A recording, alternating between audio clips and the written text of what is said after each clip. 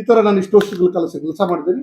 ಈ ಚಿತ್ರಕ್ಕೆ ನಾನು ಇಷ್ಟು ಎಕ್ಸೆಸ್ ಟೈಮ್ ಲಿಮಿಟ್ ಇಲ್ದೇನೆ ಕೆಲಸ ಮಾಡಿದ್ದೀನಿ. ಮತ್ತು ಒಂದಷ್ಟು ಪ್ರೊಡ್ಯೂಸರ್ಗಳು, ಕಲಾಕಾರರು, ಮತ್ತೆ ಇವರು ಏನೋ ಸರಿ ನಿರ್ದೇಶಕರು, ಸಹ ನಿರ್ದೇಶಕರುಗಳು, ಸುಮಾರು ಎಲ್ಲ ಕೆಲಸ ಮಾಡಿದ್ದಾರೆ. ಒಂದಷ್ಟು ಅಮೌಂಟ್ ಅನ್ನ ನಮ್ಮ ಬದುಕಿಗೋಸ್ಕರ ನಮಗೆ ನೀವು ಅಗ್ರಿ ಮಾಡ್ಕೊಂಡಿರ್ತಕ್ಕಂಥ ಅಮೌಂಟ್ ಕೊಡ್ಬೇಕಾಗಿದೆ. ಬಂದು ಕೊಟ್ಬಿಟ್ಟು ನೀವು ಸಮಸ್ಯೆಯನ್ನ ಸಾಲ್ವ್ ಮಾಡ್ಕೊಳ್ಳಿ, ಅಥವಾ ಆ ಸಮಸ್ಯೆಯನ್ನು ಒಡಂಬಡಿಕೆಯನ್ನು ಮಾಡ್ಕೊಳ್ಳೋಣ. ಚಿತ್ರ ಬಿಡುಗಡೆ ಆಗ್ಲಿಕ್ಕೆ ಪೂರಕವಾಗಿರ್ತಕ್ಕಂಥ ವಾತಾವರಣ ನಿರ್ಮಾಣ ಮಾಡೋಣ. ಇದು ಕೆಟ್ಟ ಪರಿಣಾಮ ಬೀರಬಾರ್ದು ಚಿತ್ರದ ಮೇಲೆ ಅಥವಾ ಅದು ಕನ್ನಡ ಮಾಧ್ಯಮಗಳ ಮೇಲೆ.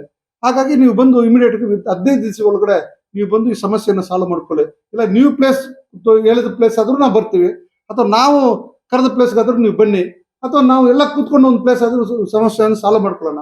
ಯಾಕಂದ್ರೆ ನಿರ್ದೇಶಕರ ವಿರುದ್ಧ ಇವರು ಹೋಗಿ ಫೈಟ್ ಮಾಡುವಂತ ಅವಶ್ಯಕತೆ ಇಲ್ಲ, ಅಥವಾ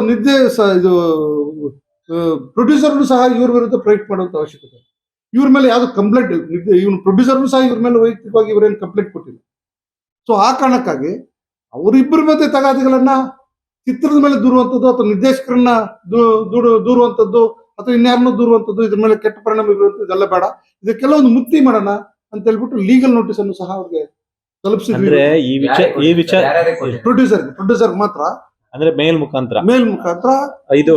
ಆಮೇಲೆ ಇನ್ನೂ ಒಂದು ವಿಚಾರ ಏನಂದ್ರೆ, ಇಲ್ಲಿವರೆಗೂ ಇದು ಬರ್ತಾನೆ ಇರ್ಲಿಲ್ಲ. ಯಾವ್ದೋ 2 ಖಾಸಗಿ ಚಾನೆಲ್ಗಳು ಉದ್ದೇಶ ಪೂರ್ವಕವಾಗಿ ನಮ್ಮ ಸಿನಿಮಾನ ಮತ್ತೆ ನಿರ್ಮಾಪಕರನ್ನ ಎಲ್ಲಾರನ್ನೂ ಎಳೆದು ಈ ಜಾಗದಲ್ಲಿ ಕೂರ್ಸೋ ತರ ಮಾಡಿರುವಂತದ್ದು. ಇದರಿಂದ ಯಾರ್ಯಾರು ಏನೇನ್ ಮಾಡ್ತಿದಾರೋ ಗೊತ್ತಿಲ್ಲ ಕೆಲಸ. ಬಟ್ ಇಲ್ಲಿವರೆಗೂ ಬರೋದಕ್ಕೆ ಆ 1-2 ಖಾಸಗಿ ಚಾನೆಲ್ಗಳೇ ಕಾರಣ ಅಂತ ಹೇಳ್ಬಿಟ್ಟು, ಇನ್ ಮುಂದೆ ಏನಾದ್ರೂ ಈ ತರ ಅಂದ್ರೆ ಪುರಾವೆಗಳಿಲ್ದೆ, ಅಲ್ಲ ಒಂದ್ ನಿಮಿಷ ಪುರಾವೆಗಳಿಲ್ದೆ, ಏನೋ ಗೊತ್ತಿಲ್ದೆ, ಏನೋ ಆಗಿದೆ ಅಂದ್ರೆ ಆಧಾರ ಇದ್ರೆ ಖಂಡಿತವಾಗ್ಲೂ ಮಾಡ್ಲಿ, ಸತ್ಯ ಇದ್ರೆ ಖಂಡಿತವಾಗ್ಲೂ ಮಾಡ್ಲಿ.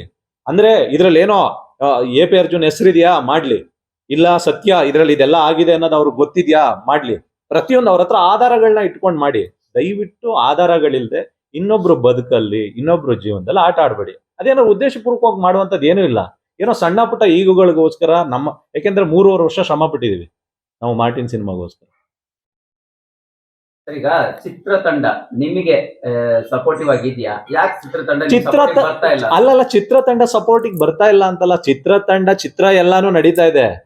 ಇದು ಯಾವ್ದು ಈ ಮನಿ ಡಿಸ್ಪ್ಯೂಟ್ ಅನ್ನೋದು, ಈ ಕೆಲಸಗಳದಿದೆ ಅನ್ನೋದು, ಇದೆಲ್ಲ ನಮ್ಮ ಒಳಗಡೆ ಆಗಿರುವಂತದ್ದು. ಇವತ್ತಿಲ್ಲಿ ಮೇಜರ್ ಆಗಿ ಬಂದಿರುವಂತದ್ದೇನು, ಎ.ಪಿ. ಅರ್ಜುನ್ ಮೇಲೆ ಬಂದಿರುವಂತ ಅಪವಾದ. ಆ ಅಪವಾದನ ಕ್ಲಿಯರ್ ಮಾಡೋದಕ್ಕೆ ಹೇಳ್ಬೇಕಾಗಿತ್ತು, ಅದಷ್ಟನ್ನು ಕ್ಲಿಯರ್ ಮಾಡಿದ್ದೀನಿ. ಇನ್ ಮುಂದೆ ಯಾವುದೇ ತರದ್ದು ಏನಾದ್ರೂ ಅಪವಾದಗಳು ಕೊಟ್ರೆ ಕಾನೂನು ಮುಖಾಂತರ ನಾನು ಏನ್ ಕ್ರಮ ಜರುಗಿಸ್ಬೇಕು ಅದನ್ನ ಜರುಗಿಸ್ತೀನಿ. ನಿರ್ಮಾಪಕರಿಗೆ ನೋಟಿಸ್ ಕೊಟ್ಟಿದ್ದೀರಾ ಸರ್? ಅಲ್ಲ, ಅದು ನಾವು ಮಾಮೂಲಿ ನಾವ್ ಹೇಳ್ತಾ ಇರುವಂತದ್ದು ನಿರ್ಮಾಪಕರಿಗೆ ನೋಟಿಸ್ ಕೊಟ್ಟಿರ್ತಕ್ಕಂಥದ್ದು. ಇವೆಲ್ಲ ಪ್ರಸ್ತಾಪಗಳು ಬರ್ತಾ ಇದಾವೆ, ಇದಕ್ಕೆಲ್ಲ ನಾವು ಅವಕಾಶ ಕೊಡಬಾರ್ದು. ನಾವೆಲ್ಲ ಒಟ್ಟಿಗೆ ಕೂತ್ಕೊಂಡು ಒಂದು ಸಮಸ್ಯೆಯನ್ನು ತೀರ್ಮಾನ ಮಾಡ್ಕೊಳ್ಳೋಣ. ಇದನ್ನ 15 ದಿವಸದೊಳಗಡೆ ಈ ಸಮಸ್ಯೆ ತೀರ್ಮಾನ ಮಾಡ್ಕೊಂಡು ಚಿತ್ರರಂಗ ಬಿಡುಗಡೆ ಮಾತಾಡ್ಬೇಕು ಅಂತಂದ್ರೆ ಕುತ್ಕೋಬೇಕಲ್ವಾ? ಮುಂದುವರಿಯುತ್ತೆ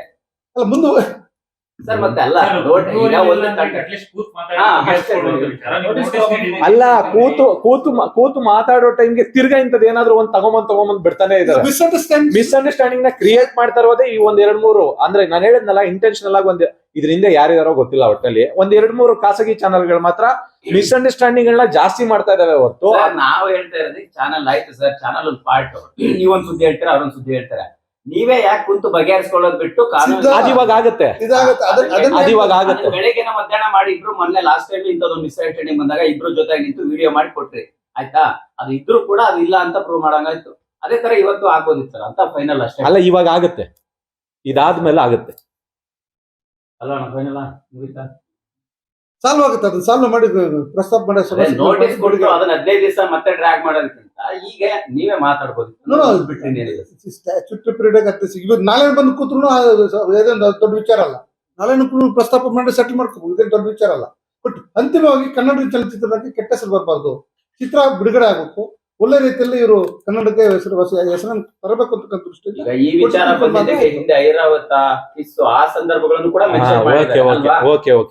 ಆಯ್ತು. ಈಗ ಕಿಸ್ ಅಂತ ಒಂದು ಮೆನ್ಷನ್ ಮಾಡಿದಾಗ ಹೇಳ್ತೀನಿ. ಕಿಸ್ಸು ಆಕ್ಚುಲಿ ನನ್ ಪ್ರೊಡಕ್ಷನ್ ಸಿನಿಮಾ.